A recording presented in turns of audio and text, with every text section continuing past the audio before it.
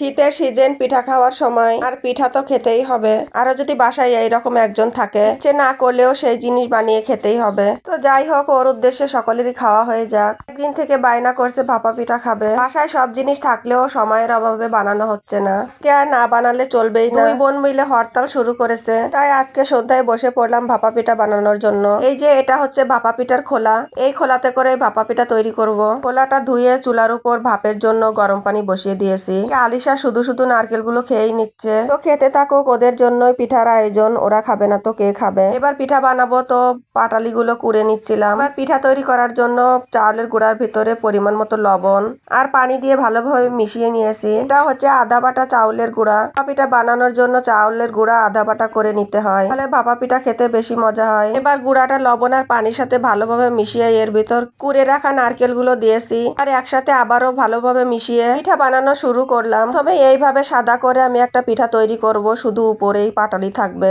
সাদা চাউলের গুঁড়ার উপর এইভাবে পাটালির লাল রং দেখা গেলে এটা খাওয়ার থেকে দেখতে আমার খুব ভালো লাগে। পরে খোলাটায় সব পাটালি মিশিয়ে পিঠা তৈরি করব। আলিশা তো পিঠা খাওয়ার জন্য পাশ থেকে অনেক ঝামেলা করছে, তবে তাড়াতাড়ি করে এক খোলা বানিয়ে নিয়েছি। যে জিনিসই হোক না কেন, বানাতে বা তৈরি করতে দেরি হলেও খেতে দেরি হয় না। যাই হোক, প্রথম খোলার পিঠা ভাপ দেওয়া হয়ে গেছে, এগুলো এখনই নামিয়ে বাচ্চাদের খেতে দিব। সে সময় এমন গরম গরম ভাপা পিঠা খেতে খুব মজা লাগবে। আমি তো পিঠাগুলো নামিয়েই থালা ধরে আলিশার কাছে দিয়ে দিলাম। ছোটবেলায় আমার মাও এটাই করতো, কোনো কিছু খেতে চাইলে বানিয়ে আমার আর আমার ভাইয়ের সামনেই থালা ধরে দিয়ে দিত। এতে করে নাকি বাচ্চারা খেতে না পারলে বাচ্চাদের জানটা ভরে যায়। সেজন্য আমিও সবসময় এই কাজটাই করি। সবগুলো পিঠা খেতে না পারলেও পিঠার থালা দেখে ওর জানটাই ভরে গেছে। তো সন্ধ্যা হয়ে যাচ্ছে, এইভাবে আমি বাকি পিঠাগুলো বানিয়ে নিলাম।